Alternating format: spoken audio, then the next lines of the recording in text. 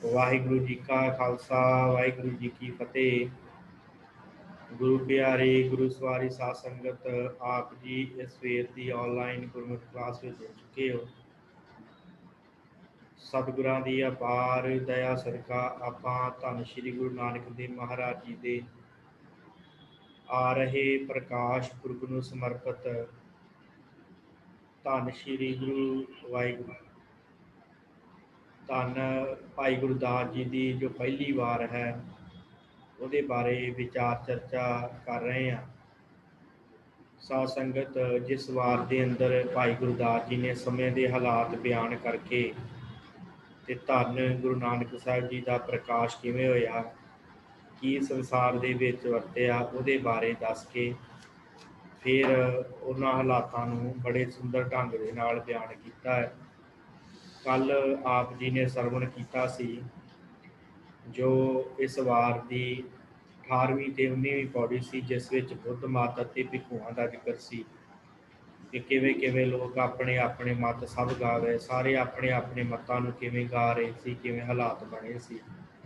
ਅੱਜ ਸਾਧ ਸੰਗਤ ਜਿਹੜੀ ਆਪਾਂ ਪੌੜੀ ਦੀ ਆਰੰਭਤਾ ਕਰਨੀ ਹੈ, ਉਹ ਪੌੜੀ ਇਸਲਾਮ ਧਰਮ ਦੇ ਨਾਲ, ਮੁਸਲਮਾਨਾਂ ਦੇ ਨਾਲ, ਮੁਹੰਮਦ ਸਾਹਿਬ ਦੇ ਨਾਲ ਸੰਬੰਧ ਰੱਖਦੀ ਹੈ ਕਿ ਉਹਨਾਂ ਦਾ ਕੀ ਵਰਤਾਰਾ, ਕੀ ਉਹਨਾਂ ਨੇ ਆਣ ਕੇ ਧਰਤੀ 'ਤੇ ਕੀਤਾ, ਫਿਰ ਉਸ ਤੋਂ ਬਾਅਦ ਕੀ ਹਾਲਾਤ ਬਣੇ, ਉਹਨਾਂ ਦੇ ਬਾਰੇ ਜ਼ਿਕਰ ਇਸ ਅੱਜ ਦੀ ਪੌੜੀ ਵਿੱਚ ਹੈ, ਜੋ ਇਸ ਵਾਰ ਦੀ 20ਵੀਂ ਪੌੜੀ ਹੈ। ਸੋ ਆਓ, ਆਪ ਜਿੰਨੇ ਵੀ ਜੁੜ ਚੁੱਕੇ ਹੋ ਸਭ ਸੰਗਤ ਦਾ ਧੰਨਵਾਦ। ਆਓ ਆਪਾਂ ਇਸ ਵਾਰ ਦੀ ਇਸ 20ਵੀਂ ਪੌੜੀ ਨੂੰ ਵਿਚਾਰਨ ਦਾ ਯਤਨ ਕਰੀਏ, ਜੋ ਆਪ ਜੀ ਦੀ ਸਕਰੀਨ ਉੱਪਰ ਆ ਗਈ ਹੈ।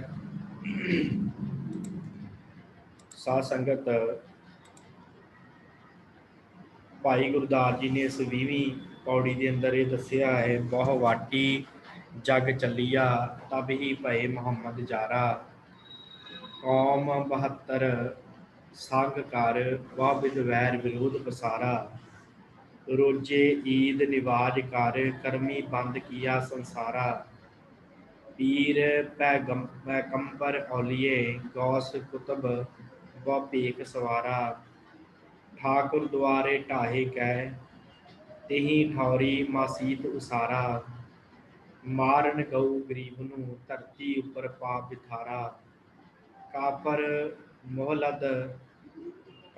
ਮੁਲਹਦ ਇਰਮਨੀ ਰੂਮੀ ਜੰਗੀ ਦੁਸ਼ਮਣ ਦਾਰਾ, ਪਾਪੇ ਦਾ ਵਰਤਿਆ ਪਸਾਰਾ। ਸੋ ਕੀ ਹਾਲਾਤ ਮੁਸਲਮਾਨ ਮਤ ਜਦੋਂ ਇਸ ਪੰਜਾਬ ਦੀ, ਇਸ ਹਿੰਦੁਸਤਾਨ ਦੀ ਧਰਤੀ 'ਤੇ ਆਇਆ ਹੈ, ਕੀ ਉਸ ਸਮੇਂ ਦੇ ਹਾਲਾਤ ਬਣੇ ਆ, ਉਹ ਭਾਈ ਗੁਰਦਾਸ ਜੀ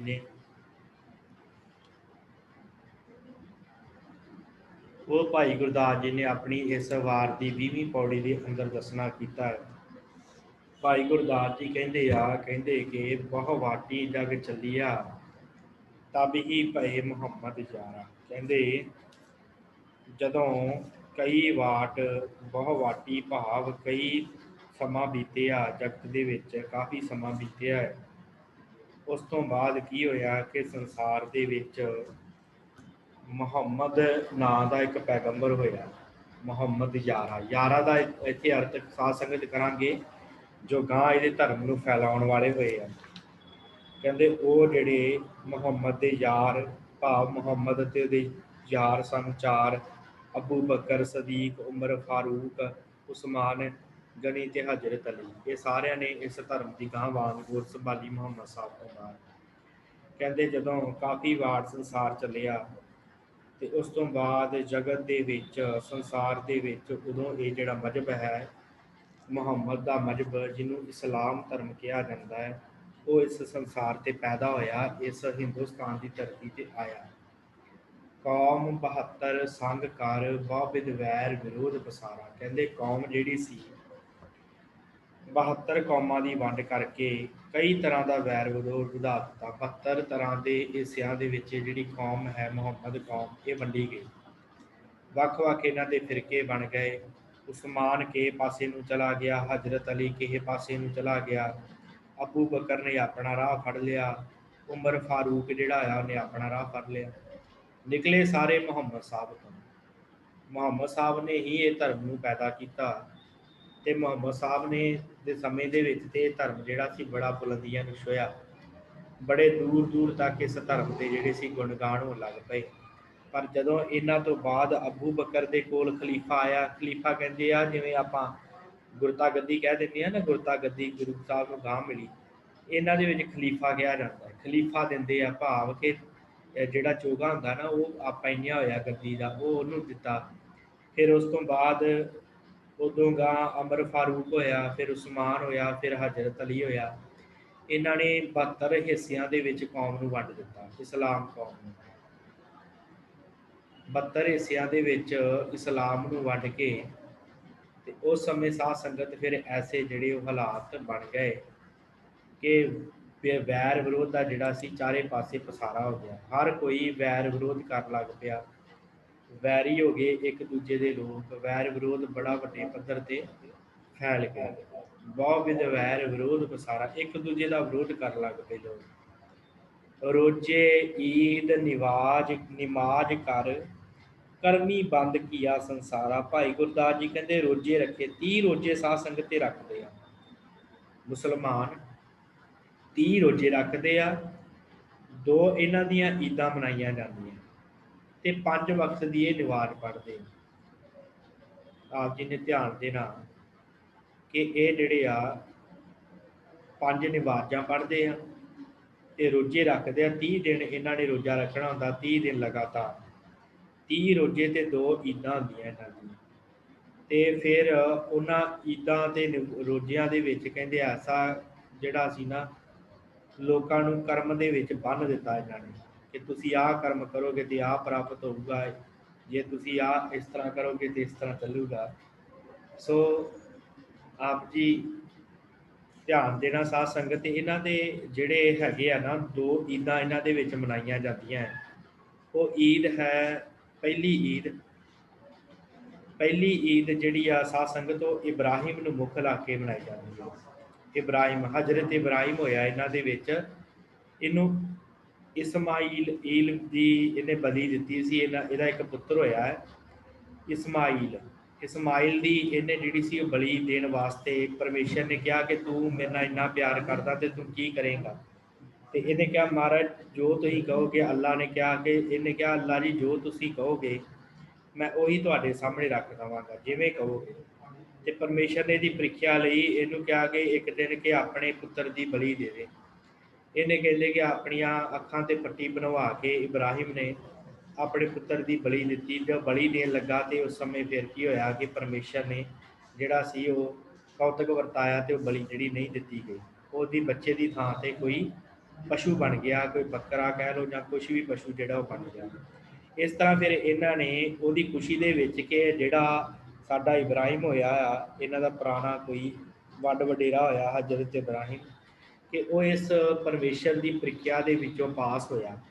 ਉਹਦਾ ਕਰਕੇ ਫਿਰ ਇਹਨਾਂ ਨੇ ਇਸ ਦਿਨ ਜਿਹੜੀ ਇਹਨੂੰ ਵੱਡੀ ਈਦ ਕਿਹਾ ਜਾਂਦਾ, ਇਹ ਜਿਹੜੀ ਵੱਡੀ ਈਦ ਮਨਾਉਣੀ ਸ਼ੁਰੂ ਕਰ ਦਿੱਤੀ। ਤੇ ਇਸ ਦਿਨ ਫਿਰ ਇਹ ਬੱਕਰੇ ਦੀ ਬਲੀ ਦਿੰਦੇ ਆ ਜਾਂ ਕਿਸੇ ਵੀ ਵੱਡੇ ਤੋਂ ਵੱਡੇ ਜਿਹੜਾ ਸੀ ਉਹ ਬੱਕਰੇ ਦੀ ਬਲੀ ਹੋ ਗਈ, ਪਸ਼ੂ ਕਿਸੇ ਦੀ ਵੀ ਬਲੀ ਦੇ ਕੇ ਤੇ ਉਸ ਦਿਨ ਨੂੰ ਯਾਦ ਕਰਦੇ ਆ। ਤੇ ਫਿਰ ਉਹਦਾ ਮਾਸ ਜਿਹੜਾ ਆ ਉਹਨੂੰ ਵੱਢ ਕੇ ਤੇ ਉਹਦਾ ਮਾਸ ਜਿਹੜਾ ਗਰੀਬਾਂ ਦੇ ਵਿੱਚ ਵੰਡਦੇ ਆ ਤੇ ਆਪ ਵੀ ਖਾਂਦੇ ਆ। ਫਿਰ ਉਸ ਤੋਂ ਬਾਅਦ ਦੂਸਰੇ ਨੰਬਰ ਤੇ ਦੂਸਰੀ ਇਹ ਇੱਕ ਈਦ ਹੋਰ ਹੁੰਦੀ ਆ। 2 ਈਦਾਂ ਇਹਨਾਂ ਦੇ ਵਿੱਚ ਮਨਾਈਆਂ ਜਾਂਦੀਆਂ। ਇੱਕ ਈਦ ਜਿਹੜੀ ਆ ਉਹ ਜਦੋਂ 30 ਰੋਜੇ ਪੂਰੇ ਹੁੰਦੇ ਆ ਨਾ, ਉਹਨਾਂ 30 ਰੋਜਿਆਂ ਦੇ ਖੁਸ਼ੀ ਦੇ ਵਿੱਚ ਦੂਸਰੀ ਈਦ ਜਿਹਨੂੰ ਛੋਟੀ ਈਦ ਕਿਹਾ ਜਾਂਦਾ ਉਹ ਮਨਾਈ ਜਾਂਦੀ ਹੈ। ਇਹ ਕਰੀਬ ਮੱਘਰ ਦੇ ਮਹੀਨੇ ਦੇ ਵਿੱਚ ਸ਼ਾਇਦ ਮਨਾਈ ਜਾਂਦੀ ਹੈ, ਚੰਗੀ ਤਰ੍ਹਾਂ ਮੈਨੂੰ ਯਾਦ ਨਹੀਂ। ਸੋ ਇਹਨਾਂ ਦਿਨਾਂ ਦੇ ਵਿੱਚ ਇਹ ਈਦ ਜਿਹੜੀ ਆ 30 ਰੋਜੇ ਜਦੋਂ ਪੂਰੇ ਹੁੰਦੇ ਆ, ਰੋਜੇ ਹੁੰਦੇ ਆ ਭੁੱਖੇ ਰਹਿਣਾ, ਜਿਵੇਂ ਵਰਤ ਰੱਖਦੇ ਨਾ ਹਿੰਦੂ ਧਰਮ ਦੇ ਵਿੱਚ, ਉਸੇ ਤਰ੍ਹਾਂ ਇਹ ਰੋਜੇ ਰੱਖਦੇ ਆ। 30 ਦਿਨ ਇਹਨਾਂ ਨੇ ਰੋਜੇ ਰੱਖਣੇ ਹੁੰਦੇ ਆ। ਫਿਰ ਉਸ ਤੋਂ ਬਾਅਦ ਇਹਨਾਂ ਨੇ ਈਦ ਮਨਾਉਣੀ ਹੁੰਦੀ ਹੈ। ਤੇ 5 ਇਹਨਾਂ ਦੀਆਂ ਸਾਧ ਸੰਗਤ ਨਵਾਜ਼ਾਂ ਆ, 5 ਨਵਾਜ਼ਾਂ। ਉਹ 5 ਨਵਾਜ਼ਾਂ ਕਿਹੜੀਆਂ ਹੈ? ਇੱਕ ਪਹਿਲੀ ਨਵਾਜ਼ ਹੁੰਦੀ ਹੈ ਸਾਧ ਸੰਗਤ ਜਿਹਨੂੰ ਫਜ਼ਰ ਦੀ ਨਵਾਜ਼ ਕਿਹਾ ਜਾਂਦਾ। ਇਹ ਸੂਰਜ ਚੜ੍ਹਨ ਤੋਂ ਕਰੀਬ 1-1.5 ਘੰਟਾ ਪਹਿਲੋਂ ਜਿਹੜੀ ਅਦਾ ਕੀਤੀ ਜਾਂਦੀ ਹੈ। ਇਹਦੇ ਵਿੱਚ ਜਿਹੜੇ ਬੋਲ ਹੁੰਦੇ ਆ ਉਹ ਇਹੀ ਹੁੰਦੇ ਆ, ਵਾਰ-ਵਾਰ ਉਹੀ ਬੋਲ। ਇਹ ਨਹੀਂ ਕਿ ਜਿਵੇਂ ਆਪਾਂ ਨਿਤਨੇਮ ਕਰਦੇ ਆ ਤੇ ਆਪਾਂ ਸਵੇਰੇ ਜਪਜੀ ਸਾਹਿਬ ਤੇ ਆਪਾਂ ਹੋਰ ਬਾਣੀਆਂ ਪੜ੍ਹਦੇ ਆ, ਸ਼ਾਮਾਂ ਨੂੰ ਆਪਾਂ ਰਹਿਰਾਸ ਕਰਦੇ ਆ, ਰਾਤ ਨੂੰ ਸੋਹਿਲਾ ਪੜ੍ਹਦੇ ਆ ਤੇ ਵੱਖ-ਵੱਖ ਬਾਣੀਆਂ, ਹੈ ਨਾ, ਵੱਖ-ਵੱਖ ਵਿਸ਼ਾ ਹੈ। ਪਰ ਇਹ ਹੁੰਦੀ ਨਿਵਾਜ ਦਾ ਪੈਟਰਨ ਉਹੀ ਹੁੰਦਾ ਹੈ, ਪਰ ਤਰੀਕਾ ਥੋੜਾ ਥੋੜਾ ਵੱਖਰਾ ਹੁੰਦਾ। ਤਰੀਕਾ ਕਿਵੇਂ ਵੱਖਰਾ ਹੁੰਦਾ ਕਿ ਜਿਵੇਂ ਉਹ ਨਿਵਾਜ ਦਾ ਸਾਰਾ ਪੈਟਰਨ ਉਹੀ ਹੁੰਦਾ ਹੈ, ਪੜ੍ਹਨ ਦਾ ਸਾਰੇ ਬੋਲ ਉਹੀ ਹੁੰਦੇ ਆ, ਪਰ ਉਹਨੂੰ ਪੜ੍ਹਨ ਦਾ ਤਰੀਕਾ ਵੱਖਰਾ ਹੁੰਦਾ। ਜਿਵੇਂ 2 ਵਾਰੀ ਝੁਕਣਾ, 3 ਵਾਰੀ ਝੁਕਣਾ, ਇਸ ਤਰ੍ਹਾਂ ਝੁਕਣਾ ਆ, ਪਿਛਲੇ ਸ਼ਬਦ ਪਹਿਲੋਂ ਬੋਲਣੇ ਆ, ਇਹ ਸ਼ਬਦ ਬਾਅਦ 'ਚ ਬੋਲਣੇ ਆ। ਇਸ ਤਰ੍ਹਾਂ ਕਰਕੇ ਇਹਨਾਂ ਦੀ ਜਿਹੜੀ ਆ ਇਹ ਨਿਵਾਜ 5 ਨਿਵਾਜਾਂ ਗੁਜ਼ਾਰੀਆਂ ਜਾਂਦੀਆਂ। ਪਹਿਲੀ ਨੂੰ ਫਜਰ ਦੀ ਨਿਵਾਜ ਕਿਹਾ ਜਾਂਦਾ ਹੈ, ਅਤੇ ਫਿਰ ਉਸ ਤੋਂ ਬਾਅਦ ਸਾਧ ਸੰਗਤ ਇਹ ਜਿਹੜੀ ਫਜਰ ਦੀ ਨਮਾਜ਼ ਤੋਂ ਬਾਅਦ ਦੂਸਰੀ ਜਿਹੜੀ ਆ ਉਹ ਹੁੰਦੀ ਜ਼ੋਹਰ ਦੀ ਨਮਾਜ਼। ਇਹ ਜ਼ੋਹਰ ਦੀ ਨਮਾਜ਼ ਪੜ੍ਹੀ ਜਾਂਦੀ ਹੈ ਕਰੀਬ 1:30 ਵਜੇ ਤੋਂ ਲੈ ਕੇ 3 ਵਜੇ ਤੱਕ। 1:30 ਤੋਂ 3 ਵਜੇ ਸ਼ਾਮ, ਜਦੋਂ 1 ਤੋਂ 1:30 3 ਵਜੇ ਦਾ ਟਾਈਮ ਹੁੰਦਾ ਨਾ, ਉਹਦੇ ਵਿੱਚ ਇਹ ਪੜ੍ਹੀ ਜਾਂਦੀ, ਇਹਨੂੰ ਕਿਹਾ ਜਾਂਦਾ ਜ਼ੋਹਰ ਦੀ ਨਮਾਜ਼। ਫਿਰ ਉਸ ਤੋਂ ਬਾਅਦ ਜਿਹੜੀ ਹੈ ਤੀਸਰੀ ਨਮਾਜ਼ ਹੈ ਸਾਧ ਸੰਗਤ, ਤੀਸਰੀ ਨਮਾਜ਼ ਜਿਹੜੀ ਪੜ੍ਹੀ ਜਾਂਦੀ ਇਹਨੂੰ ਅਸਰ ਦੀ ਨਮਾਜ਼ ਕਿਹਾ ਜਾਂਦਾ, ਜਿਹਨੂੰ ਦੀਗਰ ਦੀ ਨਮਾਜ਼ ਵੀ ਕਹਿ ਦਿੰਦੇ ਆ, ਅਸਰ ਦੀ ਨਮਾਜ਼। ਇਹ ਅਸਰ ਦੀ ਨਮਾਜ਼ ਜਿਹੜੀ ਹੈ ਇਹ ਸੂਰਜ ਡੁੱਬਣ ਤੋਂ 1 ਘੰਟਾ ਪਹਿਲੋਂ ਪੜ੍ਹੀ ਜਾਂਦੀ ਹੈ। ਤੀਸਰੇ ਨੰਬਰ 'ਤੇ ਜਿਹੜੀ ਆਉਂਦੀ ਹੈ ਅਸਰ ਦੀ ਨਮਾਜ਼, ਇਹਨੂੰ ਅਸਰ ਦੀ ਨਮਾਜ਼ ਇਹ ਸੂਰਜ ਡੁੱਬਣ ਤੋਂ 1 ਘੰਟਾ ਪਹਿਲੋਂ ਪੜ੍ਹੀ ਜਾਂਦੀ ਹੈ। ਫਿਰ ਇਸ ਤੋਂ ਬਾਅਦ ਸ਼ਾਮਾਂ ਨੂੰ ਮਗਰਬ ਦੀ ਨਮਾਜ਼ ਜਿਹਨੂੰ ਕਹਿੰਦੇ ਆ, ਇਸ ਮਗਰਬ ਦੀ ਨਮਾਜ਼ ਨੂੰ ਜਿਹੜਾ ਆ ਉਹ ਸੂਰਜ ਢਲਣ ਤੋਂ ਬਾਅਦ ਪੜ੍ਹਿਆ ਜਾਂਦਾ ਹੈ।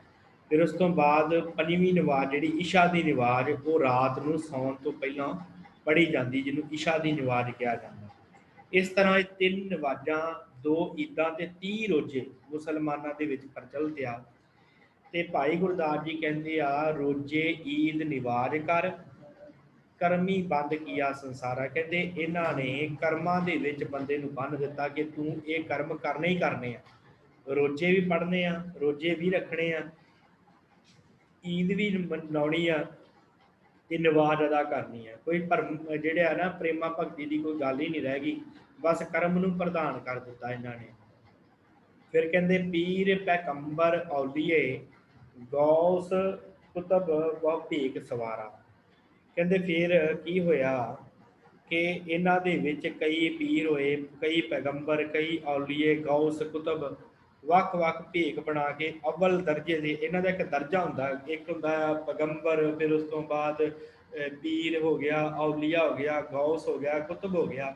ਇਹ ਵੱਖ-ਵੱਖ ਤਰ੍ਹਾਂ ਦੇ ਇਹਨਾਂ ਨੂੰ ਰੁਤਬੇ ਦਿੱਤੇ ਜਾਂਦੇ ਆ। ਜਿਵੇਂ ਆਪਾਂ ਕਹਿ ਦਿੰਦੇ ਆ ਇਹ ਸੰਤ ਹੈ, ਇਹ ਸਾਧ ਹੈ, ਮਹਾਂਪੁਰਖ ਹੈ, ਜਾਂ ਆਪਾਂ ਕਿਸੇ ਨੂੰ ਗੁਰਮੁਖ ਕਹਿ ਦਿੰਦੇ ਆ। ਇਸੇ ਤਰ੍ਹਾਂ ਇਹਨਾਂ ਦੇ ਵਿੱਚ ਵੀ ਇਹ ਵੱਖ-ਵੱਖ ਨਾਂ ਲੈ ਜਾਂਦੇ ਆ, ਪੀਰ ਪੈਗੰਬਰ ਔਲੀਏ ਗੌਸ ਕੁਤਬ ਵ ਭੇਖ ਸਵਾਰਾ। ਕਈ ਤਰ੍ਹਾਂ ਦੇ ਭੇਖ ਸਵਾਰ ਕੇ ਵੱਖ-ਵੱਖ ਪਦਵੀਆਂ ਦੇ ਉੱਤੇ ਇਹ ਮੁਸਲਮਾਨ ਜਿਹੜੇ ਸੀ ਬੈਠ ਗਏ। ਠਾਕੁਰ ਦੁਆਰੇ ਢਾਹੇ ਕੈ ਤੇਹ ਪੌੜੀ ਤੇਹ ਠੌੜੀ ਮਾਸੀਤ ਸਾਰਾ। ਕਹਿੰਦੇ ਠਾਕੁਰ ਦੁਆਰੇ ਮੰਦਰ ਢਾਹ ਦਿੱਤੇ ਸਾਰੇ, ਉਹਨਾਂ ਦੀ ਜਗ੍ਹਾ ਦੇ ਉੱਤੇ ਆਪਣੀਆਂ ਇਹਨਾਂ ਨੇ ਮਸੀਤਾਂ ਜਿਹੜੀਆਂ ਸੀ ਉਹ ਉਸਾਰ ਲਈਆਂ, ਆਪਣੀਆਂ ਮਸੀਤਾਂ ਮੰਦਰ ਢਾਹ ਕੇ ਉਹਨਾਂ ਦੇ ਉੱਤੇ ਉਸਾਰ ਲਈਆਂ। ਇਸ ਤਰ੍ਹਾਂ ਦੇ ਹਾਲਾਤ ਬਣੇ। ਆਪਾਂ ਦੇਖਦੇ ਆਪਣੇ ਲਾਗੇ ਸੋਮਨਾਥਾਂ ਦਾ ਮੰਦਰ ਹੈ, ਇਹ ਵੀ ਢਾਹ ਦਿੱਤਾ ਗਿਆ ਸੀ। ਹੋਰ ਇਸੇ ਤਰ੍ਹਾਂ ਕਈ ਮੰਦਰ ਐਸੇ ਸਨ ਸਾਧ ਸੰਗਤ ਜਿਨ੍ਹਾਂ ਨੂੰ ਢਾਹ ਕੇ ਇਹਨਾਂ ਨੇ ਆਪਣੀਆਂ ਮਸੀਤਾਂ ਜਿਹੜੀਆਂ ਉਸਾਰ ਲਈਆਂ।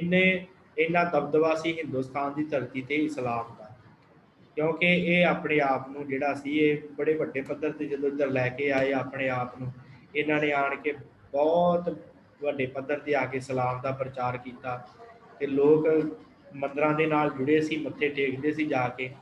ਇਹਨਾਂ ਨੇ ਫਿਰ ਉਹਨਾਂ ਮੰਦਰਾਂ ਨੂੰ ਤੋੜਨਾ ਸ਼ੁਰੂ ਕਰ ਦਿੱਤਾ, ਢਾਉਣੇ ਸ਼ੁਰੂ ਕਰ ਦਿੱਤੇ। ਜਿਨ੍ਹਾਂ ਮੰਦਰਾਂ ਦੇ ਵਿੱਚ ਇਹ ਜਾ ਕੇ ਮੱਥੇ ਟੇਕਦੇ ਸਨ, ਇਹਨਾਂ ਨੇ ਕਿਹਾ ਕਿ ਇਹਨਾਂ ਨੂੰ ਢਾਹ ਦਈਏ ਤਾਂ ਕਿ ਸਾਰਾ ਸੰਸਾਰ ਜਿਹੜਾ ਉਹ ਇਸਲਾਮ ਮਤ ਨੂੰ ਧਾਰਨ ਕਰ ਲਵੇ। ਤੇ ਇਹਨਾਂ ਦੇ ਵਿੱਚ ਇਹ ਗੱਲ ਮੰਨੀ ਜਾਂਦੀ ਹੈ ਕਿ ਜੇ ਕੋਈ ਇਸਲਾਮ ਦੇ ਵਿੱਚ ਕਿਸੇ ਨੂੰ ਲੈ ਕੇ ਆਉਂਦਾ ਹੈ, ਭਾਵੇਂ ਕਿਸੇ ਵੀ ਢੰਗ ਦੇ ਨਾਲ ਲੈ ਕੇ ਆਓ, ਉਹਨੂੰ ਉਹਦਾ ਫਲ ਮਿਲਦਾ ਹੈ, ਉਹਨੂੰ ਵਹਿਸ਼ਤ ਸਵਰਗ ਪ੍ਰਾਪਤ ਹੁੰਦੇ ਆ। ਸੋ ਇਸ ਕਰਕੇ ਇਹਨਾਂ ਨੇ ਸਾਰੇ ਮੰਦਰ ਢਾਹ ਕੇ ਉਹਨਾਂ ਦੀ ਜਗ੍ਹਾ ਦੇ ਉੱਤੇ ਜਿਹੜਾ ਹੈ ਉਹ ਮਸੀਤਾਂ ਉਸਾਰ ਦਿੱਤੀਆਂ। ਮਾਰਨ ਗਊ ਗਰੀਬ ਨੂੰ ਧਰਤੀ ਉੱਪਰ ਪਾਪ ਬਿਥਾਰਾ।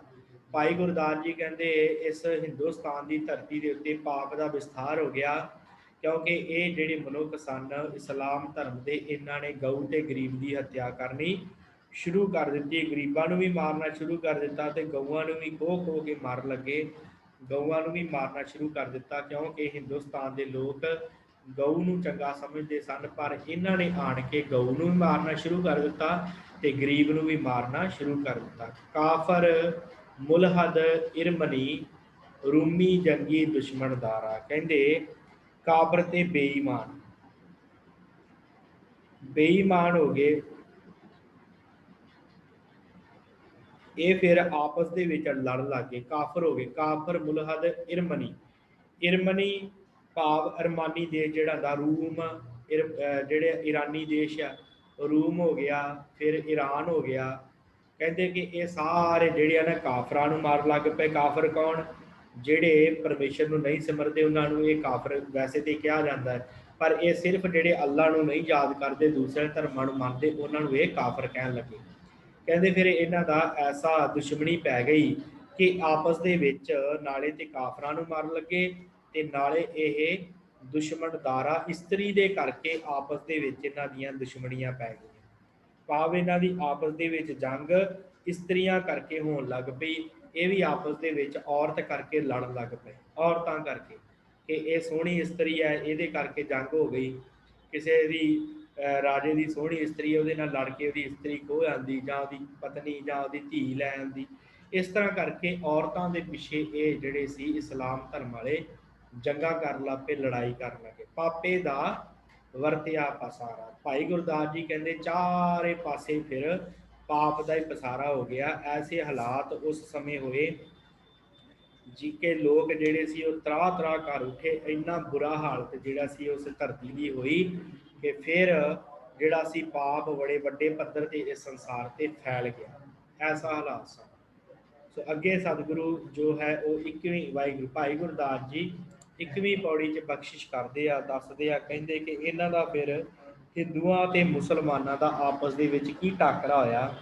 ਕਹਿੰਦੇ ਚਾਰ ਵਰਨ ਚਾਰ ਮਜ਼ਹਬਾਂ, ਜੱਗ ਵਿੱਚ ਹਿੰਦੂ ਮੁਸਲਮਾਨੇ, ਖੁਦੀ ਵਕੀਲ ਤਕਬਰੀ, ਖਿੰਚੋ ਤਾਣ ਕਰੇਣ ਧਿਆਣੇ, ਗੰਗ ਬਨਾਰਸ ਹਿੰਦੂਆਂ, ਮੱਕਾ ਕਾਬਾ ਮੁਸਲਮਾਨੇ, ਸੁਨਤ ਮੁਸਲਮਾਨ ਦੀ, ਤਿਲਕ ਜੰਨੂ ਹਿੰਦੂ ਲੋਭਾਣੇ, ਰਾਮ ਰਹੀਮ ਕਹਾਏ ਦੇ, ਇੱਕ ਨਾਮ ਦੋਇਰਾ ਭੁਲਾਣੇ, ਵੇਦ ਕਤੇਬ ਭੁਲਾਏ ਕੈ, ਮੋਹਿ ਲਾਲਚ ਦੁਨੀ ਸੈਤਾਣੇ, ਸੱਚ ਕਿਨਾਰੇ ਰਹਿ ਗਿਆ, ਹੈ ਮਰਦੇ ਬਾਹਮਣ ਮੌਲਾਣੇ, ਸਿਰੋਂ ਨਾ ਮਿਟੇ ਸਿਰੋਂ ਨਾ ਮਿਟੇ ਆਵਣ ਜਾਣੇ। ਕਹਿੰਦੇ ਕੀ ਹੋਇਆ, ਕੀ ਹਾਲਾਤ ਕੀ ਬਣੇ। ਚਾਰ ਵਰਨ ਹਿੰਦੂਆਂ ਦੇ ਬਣ ਗਏ, ਚਾਰ ਵਰਨ, ਖੱਤਰੀ ਬ੍ਰਾਹਮਣ ਸੂਦ ਵੈਸੇ ਚਾਰੇ ਵਰਨ ਬਣ ਗਏ। ਤੇ ਚਾਰ ਮਜ਼ਹਬ ਜਿਹੜੇ ਸੀ ਉਹ ਇਹਨਾਂ ਦੇ ਮੁਸਲਮਾਨਾਂ ਦੇ ਬਣ ਗਏ। ਤੇ ਇਹ ਆਪਸ ਦੇ ਵਿੱਚ ਇੱਕ ਦੂਜੇ ਦੀ ਖਿੰਚੋ ਤਾਣ ਕਰ ਲੱਗ ਪਏ। ਖੁਦੀ ਵਕੀਲੀ ਤਕਬਰੀ, ਖਿੰਚੋ ਤਾਣ ਕਰੇਣ ਧਿਆਣੇ। ਕਹਿੰਦੇ ਇਹ ਫਿਰ ਇੱਕ ਦੂਜੇ ਨਾਲ ਧੱਕਾ ਕਰ ਲੱਗ ਪਏ ਕਿ ਸਾਡਾ ਧਰਮ ਚੰਗਾ ਹੈ, ਅਸੀਂ ਚੰਗੇ ਹਾਂ, ਇੱਧਰ ਆਓ ਇੱਧਰ ਆਓ। ਇਸ ਤਰ੍ਹਾਂ ਹਾਲਾਤ ਬਣ ਗਏ ਕਿ ਇੱਕ ਦੂਜੇ ਨੂੰ ਖਿੱਚੋ ਤਾਣ ਦੇ ਵਿੱਚ ਇਹ ਇੱਕ ਦੂਜੇ ਨੂੰ ਆਪਣੇ ਵੱਲ ਖਿੱਚਣ ਲੱਗ ਪਏ। ਇੰਨੀ ਖੁਦੀ ਵਕੀਲੀ ਹੋ ਗਈ, ਇੱਕ ਦੂਜੇ ਦੇ ਉੱਤੇ ਦੋਸ਼ਣ ਲਾਉਣਾ, ਹੰਕਾਰ ਕਰਨਾ, ਇੱਕ ਦੂਜੇ ਨੂੰ ਮਾੜਾ ਕਹਿਣਾ। ਐਸੇ ਹਾਲਾਤ ਇਹਨਾਂ ਦੇ ਬਣ ਗਏ ਹਿੰਦੂਆਂ ਤੇ ਮੁਸਲਮਾਨਾਂ ਦੇ। ਗੁਰੂ ਨਾਨਕ ਸਾਹਿਬ ਦਾ ਜਨਮ ਹੋਣਾ ਹੈ, ਤਾਂ ਕਰਕੇ ਭਾਈ ਗੁਰਦਾਸ ਜੀ ਦੱਸ ਰਹੇ ਕੀ ਹਾਲਾਤ ਸਨ ਉਸ ਸਮੇਂ ਧਰਤੀ ਦੇ। ਤੇ ਦੋਵੇਂ ਵਰਨ ਜੋ ਦੋਵੇਂ ਜਾਤਾਂ ਹਿੰਦੂ ਤੇ ਮੁਸਲਮਾਨ ਆਪਸ ਵਿੱਚ ਝਗੜਨੇ ਸ਼ੁਰੂ ਹੋ ਗਏ। ਚਾਰ ਵਰਨ ਹਿੰਦੂਆਂ ਦੇ ਬਣ ਗਏ ਤੇ ਚਾਰ ਮਜ਼ਹਬ ਜਿਹੜੇ ਸੀ ਉਹ ਮੁਸਲਮਾਨਾਂ ਦੇ ਬਣ ਗਏ। ਤੇ ਫਿਰ ਆਪਸ ਦੇ ਵਿੱਚ ਲੜਨ ਲੱਗ ਪਏ। ਗੰਗ ਬਨਾਰਸ ਹਿੰਦੂਆਂ, ਮੱਕਾ ਕਾਬਾ ਮੁਸਲਮਾਨੇ। ਕਹਿੰਦੇ ਗੰਗਾ ਤੇ ਬਨਾਰਸ ਹਿੰਦੂਆਂ ਨੇ ਪੱਕਾ ਕਰ ਲਿਆ ਕਿ ਜੇ ਕਿਸੇ ਨੇ ਮੁਕਤੀ ਲੈਣੀ ਆ, ਜੇ ਕਿਸੇ ਨੇ ਮੁਕਤ ਪ੍ਰਾਪਤ ਕਰਨੀ, ਉਹ ਗੰਗਾ 'ਚ ਇਸ਼ਨਾਨ ਕਰੇ ਤੇ ਕਾਂਚੀ ਵਿਖੇ ਜਾਵੇ। ਇਹ ਇਹਨਾਂ ਨੇ ਪੱਕਾ ਕਰ ਲਿਆ ਹਿੰਦੂਆਂ ਨੇ। ਤੇ ਮੁਸਲਮਾਨਾਂ ਨੇ ਕੀ ਪੱਕਾ ਕਰ ਲਿਆ? ਮੱਕਾ ਕਾਬਾ, ਕਿ ਜੇ ਕਿਸੇ ਨੇ ਮੁਕਤ ਹੋਣਾ ਹੈ, ਜੇ ਕਿਸੇ ਨੇ ਅੱਲਾ ਨੂੰ ਮਿਲਣਾ ਤੇ ਉਹ ਮੱਕੇ ਤੇ ਕਾਬੇ ਦੀ ਹੱਜ ਯਾਤਰਾ ਕਰੇ। ਇਹਨਾਂ ਨੇ ਪੱਕਾ ਕਰ ਲਿਆ ਦੋਵਾਂ ਧਿਰਾਂ ਨੇ। ਇਹਨਾਂ ਵਾਸਤੇ ਗੰਗਾ ਤੇ ਕਾਂਚੀ ਪੱਕੀ ਹੋ ਗਈ, ਬਨਾਰਸ ਕਾਂਚੀ, ਤੇ ਦੂਸਰਿਆਂ ਵਾਸਤੇ ਮੱਕਾ ਤੇ ਕਾਬਾ ਪੱਕੇ ਹੋ ਗਏ। ਪੱਕੀ ਪੂਜਾ ਇਹਨਾਂ ਨੇ ਕਰਨੀ ਸ਼ੁਰੂ ਕਰ ਦਿੱਤੀ। ਮੁਸਲਮਾਨ ਜਿਹੜੇ ਸੀ ਉਹ ਜਦੋਂ ਵੀ ਨਮਾਜ਼ ਪੜ੍ਹਦੇ ਆ ਉਹ ਉਧਰ ਨੂੰ ਮੂੰਹ ਕਰਕੇ ਹਲੇ ਵੀ ਪੜ੍ਹਦੇ ਆ। ਇਸੇ ਤਰ੍ਹਾਂ ਜਿਹੜੇ ਹਿੰਦੂ ਸਨ ਉਹਨਾਂ ਨੇ ਇਹਨਾਂ ਨੂੰ ਜਿਹੜੇ ਬਨਾਰਸ ਤੇ ਗੰਗਾ ਨੂੰ ਪਵਿੱਤਰ ਮੰਨ ਕੇ ਇਹਦੀ ਪੂਜਾ ਸ਼ੁਰੂ ਕਰ ਦਿੱਤੀ। ਸੁਨਤ ਮੁਸਲਮਾਨ ਦੀ, ਤਿਲਕ ਜੰਨੂ ਹਿੰਦੂ ਲੋਬਾਣੇ। ਤੇ ਜਿਹੜੇ ਮੁਸਲਮਾਨ ਸਨ ਉਹ ਸੁਨਤ ਕਰਨ ਲੱਗ ਪਏ, ਸੁਨਤ ਕਰਨ ਲੱਗ ਪਏ। ਤੇ ਜਿਹੜੇ ਹਿੰਦੂ ਸਨ ਉਹ ਤਿਲਕ ਜਿਹੜਾ ਸੀ ਉਹ ਲਾਉਣ ਲੱਗ ਪਏ। ਤਿਲਕ ਮੱਥਿਆਂ ਤੇ ਲਾਉਂਦੇ, ਇਹ ਪੱਕਾ ਸੀ ਇਹਨਾਂ ਦਾ। ਤੇ ਇਹ ਜਿਹੜਾ ਬੜੇ ਵੱਡੇ ਪੱਧਰ ਤੇ ਸੀ ਕਿ ਜੇ ਕੋਈ ਮੁਸਲਮਾਨ ਹੈ ਉਹਨੂੰ ਸੁਨਨਤ ਕਰਵਾਉਣੀ ਪਵੇਗੀ ਪਏਗੀ, ਕਿਉਂਕਿ ਸੁਨਨਤ ਸਾਧ ਸੰਗਤ ਇੱਕ ਰਿਵਾਜ ਹੁੰਦਾ ਹੈ ਜੋ ਹੁੰਦਾ ਹੈ ਨਾ ਜਨਨੀ ਇੰਦਰੀ ਮਨੁੱਖ ਦੀ, ਉਹਨੂੰ ਜਿਹੜਾ ਸੀ ਕੱਟ ਦਿੰਦੇ ਸਨ ਅੱਗੇ, ਤੇ ਉਸ ਨੂੰ ਕੱਟ ਕੇ ਇਹ ਸੁਨਨਤ ਕਰਦੇ ਸਨ ਤੇ ਉਹਨੂੰ ਮੁਸਲਮਾਨ ਬਣਾ ਦਿੰਦੇ ਸੀ। ਉਹ ਮਾਸ ਜਿਹਾ ਅੱਗੇ ਵੱਢ ਕੇ ਫਿਰ ਉਸ ਤੋਂ ਬਾਅਦ ਕਹਿੰਦੇ ਕਿ ਤੂੰ ਜਿਹੜਾ ਹੈ ਮੁਸਲਮਾਨ ਹੋ ਗਿਆ। ਤੇ ਇਹ ਭਗਤ ਕਬੀਰ ਜੀ ਨੇ ਬੜਾ ਸੁੰਦਰ ਕਿਹਾ, ਕਹਿੰਦੇ ਆ ਭਗਤ ਕਬੀਰ ਜੀ ਕਹਿੰਦੇ ਕਿ ਜੇ ਬੰਦੇ ਦੀ ਸੁਨਨਤ ਕਰਨੀ ਹੈ, ਚਲੋ ਠੀਕ ਹੈ ਹੋ ਗਈ, ਤੇ ਫਿਰ ਔਰਤ ਦਾ ਕਿਆ ਕੀਜੈ, ਔਰਤ ਦਾ ਕੀ ਕਰੋਗੇ, ਔਰਤ ਫਿਰ ਮੁਸਲਮਾਨ ਹੀ ਨਾ ਹੋਈ। ਇਸ ਕਰਕੇ ਇਹ ਜਿਹੜੀ ਸੀ ਸੁਨਨਤ ਇਹਨਾਂ ਸ਼ੁਰੂ ਕਰ ਦਿੱਤੀ। ਇਹਨਾਂ ਦਾ ਪੱਕਾ ਸੀ ਕਿ ਜਿਹੜਾ ਮੁਸਲਮਾਨ ਹੋਵੇਗਾ ਉਹ ਸੁਨਨਤ ਕਰਾਵੇ, ਤੇ ਜਿਹੜਾ ਵੀ ਮੁਸਲਮਾਨ ਹੁੰਦਾ ਉਹਦੀ ਸੁਨਨਤ ਕਰ ਦਿੱਤੀ ਜਾਂਦੀ।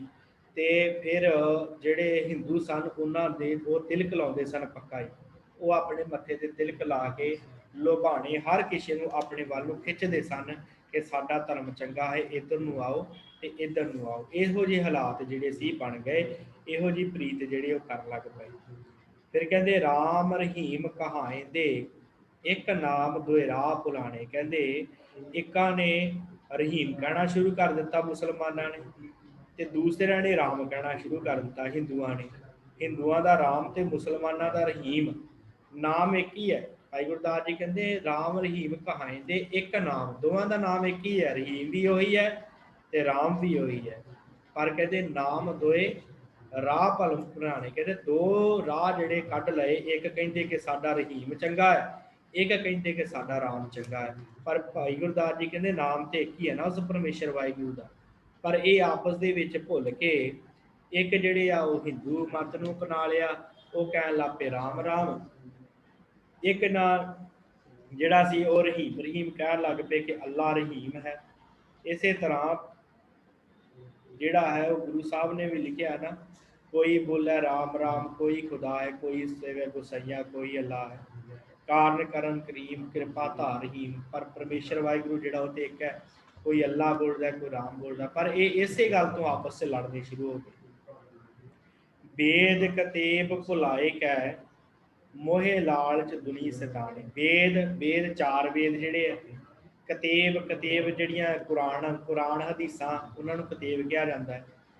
ਕਤੇਬ ਸਾਧ ਸੰਗਤ ਸ਼ਬਦ ਜਿਹੜਾ ਨਾ ਵਰਤਿਆ ਜਾਂਦਾ ਹੈ, ਜਿਹੜੀਆਂ ਇਸਲਾਮ ਧਰਮ ਦੀਆਂ ਕਿਤਾਬਾਂ ਹੋ ਗਈਆਂ, ਫਿਰ ਬਾਈਬਲ ਹੋ ਗਈ, ਫਿਰ ਜਿਹੜਾ ਸੀ ਯਹੂਦੀ ਧਰਮ ਦਾ ਤੁਰੇਤ ਹੋ ਗਿਆ, ਇਹਨਾਂ ਪੱਛਮੀ ਕਿਤਾਬਾਂ ਨੂੰ ਕਤੇਬ ਕਿਹਾ ਜਾਂਦਾ ਹੈ। ਆਪ ਜੀ ਨੇ ਧਿਆਨ ਦੇਣਾ, ਜਿਹੜੀਆਂ ਪੱਛਮੀ ਕਿਤਾਬਾਂ ਮੈਂ ਸ਼ਬਦ ਵਰਤ ਰਿਹਾ ਕਿ ਜਿਹੜੇ ਧਰਮ ਹਿੰਦੁਸਤਾਨ ਤੋਂ ਬਾਹਰਲੇ ਧਰਮ, ਜਿਵੇਂ ਯਹੂਦੀ ਧਰਮ ਹੋ ਗਿਆ, ਫਿਰ ਉਸ ਤੋਂ ਬਾਅਦ ਈਸਾਈ ਧਰਮ ਹੋ ਗਿਆ ਤੇ ਮੁਸਲਮਾਨ ਧਰਮ ਹੋ ਗਿਆ, ਇਹਨਾਂ ਦੇ ਧਾਰਮਿਕ ਗ੍ਰੰਥਾਂ ਨੂੰ ਕਤੇਬ ਕਿਹਾ ਜਾਂਦਾ। ਤੇ ਵੇਦ ਕਿਹਾ ਜਾਂਦਾ ਹੈ ਜਿਹੜੇ ਹਿੰਦੁਸਤਾਨ ਦੇ ਧਰਮ ਦੀਆਂ ਕਿਤਾਬਾਂ, ਜਿਵੇਂ ਸਿਮਰਤੀਆਂ ਹੋ ਗਈਆਂ, ਇਹ ਸਾਰਿਆਂ ਨੂੰ ਵੇਦਾਂ ਦੀ ਇੱਕੋ ਸ਼੍ਰੇਣੀ 'ਚ ਰੱਖਿਆ ਗਿਆ। ਸੋ ਕਹਿੰਦੇ ਕਿ ਇਹ ਸਾਰੇ ਆਪਣੇ ਧਰਮ ਦੇ ਗ੍ਰੰਥਾਂ ਦੀ ਵਿਚਾਰ ਨੂੰ ਵਿਸਾਰ ਕੇ ਵੇਦ ਕਤੇਬ ਭੁਲਾਏ ਕੇ, ਭੁੱਲ ਕੇ ਆਪਣੇ ਵੇਦਾਂ ਕਤੇਬਾਂ ਦੀ ਵਿਚਾਰ ਨੂੰ ਮੋਹ ਲਾਲਚ ਦੁਨੀ ਸੈਤਾਣੇ। ਭਾਈ ਗੁਰਦਾਸ ਜੀ ਕਹਿੰਦੇ ਮੋਹ ਦੇ ਵਿੱਚ ਫਸ ਗਏ, ਲਾਲਚ 'ਚ ਫਸ ਗਏ, ਤੇ ਲਾਲਚ ਫਸ ਕੇ ਤੇ ਇਹ ਸ਼ੈਤਾਨ ਰੂਪ ਹੋ ਗਏ, ਸ਼ੈਤਾਨਾਂ ਵਾਂਗੂ ਇਹਨਾਂ ਦੀ ਹਾਲਤ ਹੋ ਗਈ। ਵੇਖੋ ਧਾਰਮਿਕ ਤਬਕਾ ਹੈ, ਹਿੰਦੂ ਤੇ ਮੁਸਲਮਾਨ, ਇੱਕ ਪਾਸੇ ਬ੍ਰਾਹਮਣ ਹੈ ਤੇ ਇੱਕ ਪਾਸੇ ਮੌਲਵੀ ਹੈ, ਧਾਰਮਿਕ ਤਬਕਾ ਹੈ। ਤੇ ਇਹਨਾਂ ਦਾ ਹਾਲਾਤ ਕੀ ਹੋਏ? ਭਾਈ ਗੁਰਦਾਸ ਜੀ ਕਹਿੰਦੇ ਸ਼ੈਤਾਨ ਬਣ ਗਏ, ਮੋਹ ਲਾਲਚ ਦੁਨੀ ਸੈਤਾਨੇ, ਦੁਨੀਆ ਦੇ ਵਿੱਚ ਸ਼ੈਤਾਨਾਂ ਦੀ ਤਰ੍ਹਾਂ ਫਿਰ ਰਹੇ ਆ, ਜਿਹੜਾ ਆਉਂਦਾ ਉਹਨੂੰ ਘੇਰ ਕੇ ਠੱਗ ਲੈਂਦੇ ਆ। ਐਸੇ ਹਾਲਾਤ ਜਿਹੜੇ ਉਸ ਸਮੇਂ ਬਣ ਗਏ ਆ। ਸੱਚ ਕਿਨਾਰੇ ਰਹਿ ਗਿਆ ਖੈ ਮਰਦੇ ਬਾਹਮਣ ਮੌਲਾਣੇ। ਭਾਈ ਗੁਰਦਾਸ ਜੀ ਕਹਿੰਦੇ ਕਿ ਸੱਚ ਜਿਹੜਾ ਹੈ ਨਾ, ਸੱਚ ਜਿਹਨੂੰ ਪ੍ਰਾਪਤ ਕਰਨ ਵਾਸਤੇ ਮਨੁੱਖ ਸੰਸਾਰ ਤੇ ਆਇਆ ਪਰਮੇਸ਼ਰ ਵਾਹਿਗੁਰੂ ਜੀ, ਕਹਿੰਦੇ ਪਰ ਇਹਨਾਂ ਨੂੰ ਛੱਡ ਕੇ ਖੈ ਮਰਦੇ ਬਾਹਮਣ ਮੌਲਾਣੇ। ਬਾਹਮਣ ਤੇ ਮੌਲਾਣੇ ਜਿਹੜੇ ਆ, ਭਾਵ ਇਸਲਾਮ ਧਰਮ ਦੇ ਮੌਲਵੀ, ਉਹ ਆਪਸ ਦੇ ਵਿੱਚ ਲੜੀ ਜਾਂਦੇ ਆ। ਕਿਵੇਂ ਲੜਦੇ ਆ? ਜਿਵੇਂ ਕੁੱਕੜ ਲੜਦੇ ਆਪਸ ਵਿੱਚ। ਖੈ ਮਰਦੇ, खै मरदे बामल मौलाने आपस ਦੇ ਵਿੱਚ ਐਸੀ ਲੜਾਈ ਇਹਨਾਂ ਦੀ ਸ਼ੁਰੂ ਹੋਈ ਕਿ ਇੱਕ ਦੂਜੇ ਨੂੰ ਜਿਹੜਾ ਸੀ ਉਹ ਨੀਵਾਂ ਦਿਖਾਉਣ ਲੱਗ ਪਏ ਕਿ ਸਾਡਾ ਧਰਮ ਚੰਗਾ ਹੈ, ਸਾਡਾ ਧਰਮ ਚੰਗਾ ਹੈ। ਇਸ ਤਰ੍ਹਾਂ ਕਹਿੰਦੇ ਆ ਭਾਈ ਗੁਰਦਾਸ ਜੀ ਇਹੋ ਜਿਹੇ ਹਾਲਾਤ ਦੁਨੀਆ ਦੇ ਹੋ ਗਏ, ਸਿਰੋਂ ਨਾ ਮਿਟੇ ਆਵਣ ਜਾਣੇ। ਭਾਈ ਗੁਰਦਾਸ ਜੀ ਅਖੀਰ ਤੇ ਕਹਿੰਦੇ ਆ ਕਿ ਇਸ ਤਰ੍ਹਾਂ ਲੜਨ ਦੇ ਨਾਲ ਆਉਣਾ ਜਾਣਾ ਸਿਰੋਂ ਨਹੀਂ ਮਿਟਦਾ, ਭਾਵ 84 ਲੱਖ ਜੂਨੀ ਜਿਹੜੀ ਹੈ ਨਾ ਉਹ ਮਨੁੱਖ ਨੂੰ ਭੋਗਣੀ ਪੈਣੀ ਹੈ। ਇਸ ਤਰ੍ਹਾਂ ਲੜਾਈਆਂ ਕਰਨ ਦੇ ਨਾਲ ਜਿਹੜਾ ਆ ਉਹ ਸਿਰ ਤੋਂ ਇਹ ਜਿਹੜਾ ਕੰਮ ਨਹੀਂ ਉਤਰਨਾ। ਇਸ ਤਰ੍ਹਾਂ ਲੜਾਈਆਂ ਕਰਨ ਦੇ ਨਾਲ ਪਰਮੇਸ਼ਰ ਵਾਹਿਗੁਰੂ ਨਹੀਂ ਮਿਲਣਾ। ਸਿਰੋਂ ਨਾ ਮਿਟੇ ਆਵਣ ਜਾਣੇ, ਆਉਣਾ ਜਾਣਾ ਜਿਹੜਾ ਤੇਰਾ ਇਸੇ ਤਰ੍ਹਾਂ ਹੀ ਲੱਗਾ ਰਹਿਣਾ ਹੈ। ਇਸੇ ਤਰ੍ਹਾਂ ਹੀ ਮਨੁੱਖ ਨੇ ਆਉਣ ਜਾਣ ਦੇ ਚੱਕਰ ਵਿੱਚ ਪਿਆ ਰਹਿਣਾ ਹੈ। ਸੋ ਇਸੇ ਤਰ੍ਹਾਂ ਸਾਧ ਸੰਗਤ ਭਾਈ ਗੁਰਦਾਸ ਜੀ ਨੇ ਜੋ ਇਹ ਦੱਸਿਆ ਨਾ ਅੱਜ ਦਾ ਇਹ ਜੋ ਇਹਨਾਂ ਪੌੜੀਆਂ ਦੇ ਵਿੱਚ ਦੱਸਿਆ ਕਿ ਕੀ ਹਾਲਾਤ ਬਣੇ ਸਨ, ਕਿਵੇਂ ਇਹ ਸੰਸਾਰ ਦੇ ਲੋਕ ਮੁਸਲਮਾਨ ਧਰਮ ਆਇਆ, ਫਿਰ ਮੁਸਲਮਾਨ ਧਰਮ ਨੇ ਆਪਣਾ ਕੀ ਰੂਪ ਦਿਖਾਇਆ, ਕੈਸੇ ਹਾਲਾਤ ਬਣੇ ਕਿ ਮੁਸਲਮਾਨ ਆਪਣੇ ਆਪ ਦੀ ਜਿਹੜਾ ਸੀ ਉਹ ਆਪਸ ਦੇ ਵਿੱਚ ਹੀ ਲੜਨ ਲੱਗ ਪਏ। ਫਿਰ ਉਸ ਤੋਂ ਬਾਅਦ ਉਹਨਾਂ ਨੇ ਰੋਟੀਆਂ ਦੇ ਵਿੱਚ ਹੀ ਬੰਨ੍ਹ ਦਿੱਤਾ ਮਨੁੱਖ ਨੂੰ ਕਿ ਇਹ ਕਰਮ ਕਰੋ, ਇਸ ਤਰ੍ਹਾਂ ਹੀ ਤੁਹਾਡਾ ਪਾਰ ਉਤਾਰਾ ਹੋਏਗਾ। ਸਾਰੇ ਪਾਸੇ ਪਾਪ ਵਰਤੇ ਗਏ, ਮੰਦਰ ਢਾਹ ਦਿੱਤੇ ਉਹਨਾਂ ਨੇ। ਫਿਰ ਇਹ ਜਿਹੜੇ ਬ੍ਰਾਹਮਣ ਤੇ ਮੌਲਵੀ ਇਹ ਆਪਸ ਦੇ ਵਿੱਚ ਲੜਦੇ ਹਨ, ਝਗੜਦੇ ਹਨ। ਇਹੋ ਜਿਹੇ ਹਾਲਾਤ ਭਾਈ ਗੁਰਦਾਸ ਜੀ ਕਹਿੰਦੇ ਆ ਕਿ ਸੰਸਾਰ ਦੇ ਇਵੇਂ ਦੇ ਭਾਈ ਹਾਲਾਤ ਜਿਹੜੇ ਆ ਉਹ ਬਣ ਗਏ, ਇਵੇਂ ਦਾ ਜਿਹੜਾ ਸੰਸਾਰ ਸੀ ਉਸ ਸਮੇਂ ਹੋ ਗਿਆ। ਤੇ ਇਹੀ ਗੱਲ ਆਪਾਂ ਸਾਧ ਸੰਗਤ ਗੁਰਬਾਣੀ 'ਚ ਵੀ ਪੜ੍ਹਦੇ ਹਾਂ ਕਿ ਸਤਿਗੁਰਾਂ ਨੇ ਜਗ੍ਹਾ ਜਗ੍ਹਾ ਤੇ ਕਿਹਾ ਕਿ ਜਿਹੜਾ ਸੀ ਸੱਚ ਕਿਨਾਰੇ ਰਹਿ ਗਿਆ, ਜੋ ਇੱਥੇ ਭਾਈ ਗੁਰਦਾਸ ਜੀ ਨੇ ਕਿਹਾ ਕਿ ਸੱਚ ਕਿਨਾਰੇ ਰਹਿ ਗਿਆ, ਖਹਿ ਮਰਦੇ ਬਾਹਮਣ ਮੌਲਾਣੇ। ਇਸੇ ਤਰ੍ਹਾਂ ਸਤਿਗੁਰਾਂ ਨੇ ਕਿਹਾ ਕਿ ਐਸੀ ਵਕੀਲੀ ਸੰਸਾਰ ਦੇ ਵਿੱਚ ਪੈਦਾ ਹੋਈ ਕਿ ਸੰਸਾਰ ਦੇ ਲੋਕ ਜਿਹੜੇ ਉਹ ਕੂੜ ਕਮਾਉਣ ਲੱਗ ਪਏ, ਧਰਮਾਂ ਦੀ ਗੱਲ ਜਿਹੜੀ ਉਹ ਪਿੱਛੇ ਰਹਿ ਗਈ ਤੇ ਲੋਕ ਜਿਹੜੇ ਸੀ ਆਪਸ ਦੇ ਵਿੱਚ ਲੜਨ ਲੱਗ ਪਏ, ਭਿੜਨ ਲੱਗ ਪਏ। ਐਸੇ ਹਾਲਾਤ ਉਸ ਸਮੇਂ ਜਿਹੜੇ ਸੀ ਬਣ ਗਏ ਗੁਰੂ ਨਾਨਕ ਦੇਵ ਮਹਾਰਾਜ ਸੱਚੇ ਪਾਤਸ਼ਾਹ ਜੀ ਦੇ ਜਨਮ ਤੋਂ ਪਹਿਲਾਂ, ਕਿਉਂਕਿ ਸਤਿਗੁਰਾਂ ਦਾ ਜਨਮ ਹੀ ਫਿਰ ਇਸ ਸਾਰੇ ਸੰਸਾਰ ਦੇ ਵਿੱਚ ਪ੍ਰੇਮਾ ਭਗਤੀ ਨੂੰ ਉਤਪੰਨ ਕਰਨ ਵਾਸਤੇ ਹੋਇਆ ਸੀ। ਐਸੇ ਹਾਲਾਤ ਜੋ ਸੰਸਾਰ ਦੇ ਸਨ, ਕਿਉਂਕਿ ਦੇਖੋ ਸਤਿਗੁਰਾਂ ਨੇ ਕਿਹਾ ਨਾ ਗੁਰਬਾਣੀ ਦੇ ਅੰਦਰ ਜਿਹੜੀ ਗੱਲ ਕਹੀ ਹੈ ਮਹਾਰਾਜ ਨੇ ਕਿ ਤੂੰ ਨਾਮ ਜਪਣ ਵਾਸਤੇ ਆਇਆ। ਤੇ ਇਹ ਲੜਾਈਆਂ ਪਤਾ ਕਿਹੜੀਆਂ ਗੱਲਾਂ ਤੋਂ ਕਰਦੇ ਸਨ ਸਾਧ ਸੰਗਤ? ਤੇ ਲੜਾਈਆਂ ਕਰਦੇ ਸਨ ਕਿ ਧਰਤੀ ਕਿਵੇਂ ਬਣੀ, ਇਹਨਾਂ ਗੱਲਾਂ ਤੇ ਲੜਾਈ ਹੋ ਜਾਣੀ। ਸ਼ਾਸਤਰਾਂ ਤੇ ਲੜਾਈ ਹੁੰਦੀ, ਸ਼ਾਸਤਰਾਂ ਦੀ ਚਰਚਾ ਕਰਦਿਆਂ ਕਰਦਿਆਂ ਲੜ ਪੈਂਦੇ ਸਨ, ਵੇਦਾਂ ਦੀ ਕਿਤਾਬਾਂ ਦੀ ਚਰਚਾ ਕਰਦਿਆਂ ਕਰਦਿਆਂ ਲੜ ਪੈਂਦੇ ਸਨ। ਐਸੇ ਹਾਲਾਤ ਹੋ ਗਏ। ਪਰ ਗੁਰੂ ਨਾਨਕ ਸਾਹਿਬ ਜਦੋਂ ਜਗਤ 'ਚ ਪ੍ਰਗਟ ਹੋਏ ਤੇ ਮਹਾਰਾਜ ਨੇ ਕਿਹਾ ਕਿਹੜੀਆਂ ਗੱਲਾਂ 'ਚ ਪਏ ਜੇ ਤੁਸੀਂ? ਪਰਮੇਸ਼ਰ ਨੇ ਧਰਤੀ ਨੂੰ ਬਣਾਇਆ, ਕਿਵੇਂ ਬਣਾਇਆ? ਇਹ ਗੱਲਾਂ ਵਿਚਾਰ ਕਰਨ ਵਾਲੀਆਂ ਥੋੜੀ ਹੈ, ਇਹ ਗੱਲਾਂ ਲੜਨ ਵਾਲੀਆਂ ਥੋੜੀ ਹੈ। ਉਹਨੇ ਬਣਾ ਦਿੱਤਾ, ਉਹਦੀ ਮਰਜ਼ੀ ਹੈ, ਤੁਸੀਂ ਕੀ ਜਾਣੋ? ਤੁਸੀਂ ਨਾਮ ਜਪਣ ਵਾਸਤੇ ਆਏ ਹੋ, ਆਪਣਾ ਕਲਿਆਣ ਕਰਨ ਵਾਸਤੇ ਆਏ ਹੋ।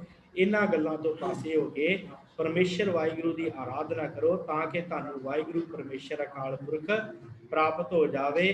ਕਿਉਂਕਿ ਪਰਮੇਸ਼ਰ ਦੀ ਪ੍ਰਾਪਤੀ ਜਿਹੜੀ ਹੈ ਇਸ ਸੰਸਾਰ ਦੇ ਉੱਤੇ ਮਨੁੱਖ ਕਰਨ ਆਇਆ ਤੇ ਨਾਮ ਜਪਣ ਆਇਆ, ਤੇ ਜੇ ਨਾਮ ਨਾ ਜਪਿਆ ਤੇ ਪਰਮੇਸ਼ਰ ਦੀ ਪ੍ਰਾਪਤੀ ਨਹੀਂ ਹੋਣੀ। ਇਸੇ ਕਰਕੇ ਸਤਿਗੁਰਾਂ ਨੇ ਫਿਰ 4 ਉਦਾਸੀਆਂ ਸਾਧ ਸੰਗਤ ਕੀਤੀਆਂ। ਜਿੱਥੇ ਜਿੱਥੇ ਲੋਕ ਸਭ ਤੋਂ ਮਾੜੇ ਜੀਵਨ ਵਾਲੇ ਸਨ ਉਹਨਾਂ ਨੂੰ ਸੁਧਾਰਿਆ। ਫਿਰ ਨਾਲ ਹੀ ਉਹਨਾਂ ਦੇ ਕੋਲ ਵੀ ਸਤਿਗੁਰੂ ਗਏ ਜਿਨ੍ਹਾਂ ਦੇ ਮਨ ਦੇ ਵਿੱਚ ਸਮਰੱਥਾ ਸੀ ਕਿ ਅਸੀਂ ਪਰਮੇਸ਼ਰ ਨੂੰ ਪ੍ਰਾਪਤ ਕਰੀਏ, ਪਰ ਉਹਨਾਂ ਨੂੰ ਕੋਈ ਰਾਹ ਨਹੀਂ ਸੀ ਮਿਲਦਾ ਪਿਆ ਕਿ ਕਿਵੇਂ ਪਾਰ ਉਤਾਰਾ ਹੋਵੇ। ਫਿਰ ਸਤਿਗੁਰਾਂ ਨੇ ਆਪਣੇ ਸ਼ਬਦ ਦਾ ਉਪਦੇਸ਼ ਦਿੱਤਾ। ਕਿੱਥੇ ਕਿੱਥੇ ਸਤਿਗੁਰੂ ਪਹੁੰਚੇ ਆ, ਪਹਾੜਾਂ ਦੇ ਵਿੱਚ, ਜੰਗਲਾਂ ਦੇ ਵਿੱਚ। ਫਿਰ ਸਤਿਗੁਰੂ ਗੁਰੂ ਨਾਨਕ ਸਾਹਿਬ ਜੀ ਮੱਕੇ ਕਾਬੇ ਵੱਲ ਗਏ ਆ, ਕਿੰਨੀ ਦੂਰ ਦੂਰ ਦਾ ਸਫ਼ਰ ਕੀਤਾ ਤੇ ਮਹਾਰਾਜ ਨੇ ਕਿਵੇਂ ਕਿੰਨੀਆਂ ਕਰਾਮਾਤਾਂ ਕੀਤੀਆਂ। ਇਹ ਆਉਣ ਵਾਲੇ ਦਿਨਾਂ ਦੇ ਵਿੱਚ ਪੌੜੀ ਪੌੜੀ ਦੇ ਨਾਲ ਬੜੀਆਂ ਸੁੰਦਰ ਸਤਿਗੁਰਾਂ ਦੀਆਂ ਗਾਥਾਵਾਂ ਭਾਈ ਗੁਰਦਾਸ ਜੀ ਨੇ ਭਾਵੇਂ ਕਿ ਟੂਕ ਮਾਤਰ ਹਵਾਲੇ ਦਿੱਤੇ, ਪਰ ਆਪਾਂ ਬੜੇ ਸੁੰਦਰ ਢੰਗ ਦੇ ਨਾਲ ਜਿਹੜਾ ਉਹਨਾਂ ਨੂੰ ਵਿਚਾਰਾਂਗੇ। ਕਵੀ ਸੰਤੋਖ ਸਿੰਘ ਜੀ ਨੇ ਵੀ ਬੜਾ ਸੁੰਦਰ ਲਿਖਿਆ ਹੈ। ਸੋ ਸਾਧ ਸੰਗਤ ਇੱਥੇ ਹੀ ਆਪਾਂ ਕਲਾਸ ਦੀ ਸਮਾਪਤੀ ਕਰਨੀ ਹੈ। ਸੋ ਇੱਕ ਵਿਸ਼ੇਸ਼ ਤੌਰ ਤੇ ਆਪ ਸਭ ਸੰਗਤ ਨੂੰ ਬੇਨਤੀ ਹੈ ਕਿ ਸਵੇਰੇ ਜੋ 9 ਤੋਂ 9:30 ਕਥਾ ਹੁੰਦੀ ਹੈ ਧੰਨ ਗੁਰੂ ਤੇਗ ਬਹਾਦਰ ਜੀ ਦੇ ਆ ਰਹੇ 400 ਸਾਲਾ ਪ੍ਰਕਾਸ਼ ਪੁਰਬ ਨੂੰ ਸਮਰਪਿਤ। ਤੇ ਫਿਰ ਉਹ ਜਿਹੜੀ ਇਹਦਾ ਲਿੰਕ ਵੀ ਤੁਹਾਨੂੰ ਭੇਜ ਦਿੱਤਾ ਜਾਂਦਾ ਹੈ, ਉਹ ਵੀ ਜ਼ਰੂਰ ਸਰਵਣ ਕਰਿਆ ਕਰੋ। ਫਿਰ ਉਸ ਤੋਂ ਬਾਅਦ ਸਾਧ ਸੰਗਤ ਇਹ ਸਵੇਰ ਦੀ ਕਲਾਸ 11:30 ਦਾ ਟਾਈਮ ਹੈ। ਫਿਰ ਉਸ ਤੋਂ ਬਾਅਦ ਸ਼ਾਮ ਨੂੰ ਕਲਾਸ ਜਿਹੜੀ ਹੈ ਜਿਹਦੇ ਵਿੱਚ ਆਪਾਂ ਗੁਰੂ ਗ੍ਰੰਥ ਸਾਹਿਬ ਜੀ ਦੀ ਸਮੁੱਚੀ ਸੰਥਿਆ ਆਰੰਭ ਕੀਤੀ ਹੈ। ਸ਼੍ਰੀ ਰਾਗ ਚੱਲ ਰਿਹਾ ਹੈ, 21-20 ਅੰਗ ਦੇ ਉੱਪਰ ਸੰਥਿਆ ਹੈ, ਵਿਚਾਰ ਤੇ ਸੰਥਿਆ ਆਰੰਭ ਕੀਤੀ ਹੈ। ਜਿਹੜੀ ਕਲਾਸ 4:45 ਤੇ ਸ਼ੁਰੂ ਹੋ ਕੇ 5:30 ਵਜੇ ਤੱਕ ਸਮਾਪਤੀ ਹੁੰਦੀ ਹੈ। ਫਿਰ ਉਸ ਤੋਂ ਬਾਅਦ ਸਾਧ ਸੰਗਤ ਸ਼ਾਮਾਂ ਨੂੰ 7 ਵਜੇ ਗੁਰ ਇਤਿਹਾਸ ਦੀ ਕਥਾ ਜਿਹੜੀ ਹੈ ਉਹ ਗੁਰਦੁਆਰਾ ਗੁਰੂ ਨਾਨਕਵਾੜੀ ਵਿਖੇ ਹੋ ਰਹੀ ਹੈ। ਉਹਦੇ ਵਿੱਚ ਵੀ ਉਹਦਾ ਵੀ ਲਿੰਕ ਆਪ ਜੀ ਨੂੰ ਭੇਜ ਦਿੱਤਾ ਜਾਂਦਾ ਗਰੁੱਪਾਂ ਦੇ ਵਿੱਚ, ਉਹਦੇ ਵਿੱਚ ਵੀ ਜੁੜ ਕੇ ਹਾਜ਼ਰੀ ਭਰਿਆ ਕਰੋ, ਕਿਉਂਕਿ ਸਤਿਗੁਰਾਂ ਦਾ ਇਤਿਹਾਸ ਬੜਾ ਸੁੰਦਰ ਹੈ, ਉਹਨੂੰ ਸਰਵਣ ਜ਼ਰੂਰ ਕਰਿਆ ਕਰੋ। ਤੇ ਫਿਰ ਉਹਦੇ ਨਾਲ ਹੀ ਸਾਧ ਸੰਗਤ ਇੱਕ ਵਿਸ਼ੇਸ਼ ਤੌਰ ਤੇ ਬੇਨਤੀ ਇਹ ਹੈ ਸਕਦੇ ਹੋ, ਉਪਰੰਤ ਆਪਾਂ ਫਿਰ ਸਮਾਪਤੀ ਕਰੀਏ। ਹਾਂਜੀ ਵਾਹਿਗੁਰੂ ਵਾਹਿਗੁਰੂ। ਠੀਕ ਹੈ ਸਾਧ ਸੰਗਤ, ਆਪ ਸਭ ਸੰਗਤ ਦਾ ਬਹੁਤ ਬਹੁਤ ਧੰਨਵਾਦ ਜੋ ਆਪ ਜੀ ਵਿਸ਼ੇਸ਼ ਤੌਰ 'ਤੇ ਇਹਨਾਂ ਕਲਾਸਾਂ ਜੁੜ ਕੇ ਲਾਹਾ ਲੈਂਦੇ ਹੋ। ਇਸੇ ਤਰ੍ਹਾਂ ਆਪ ਜੀ ਨੇ ਜੁੜਦੇ ਰਹਿਣਾ। ਹੋਈਆਂ ਭੁੱਲਾਂ ਚੁੱਕਾਂ ਦੀ ਖਿਮਾ ਬੁਲਾਓ ਫਤਿਹ। ਵਾਹਿਗੁਰੂ ਜੀ ਕਾ ਖਾਲਸਾ, ਵਾਹਿਗੁਰੂ ਜੀ ਕੀ ਫਤਿਹ।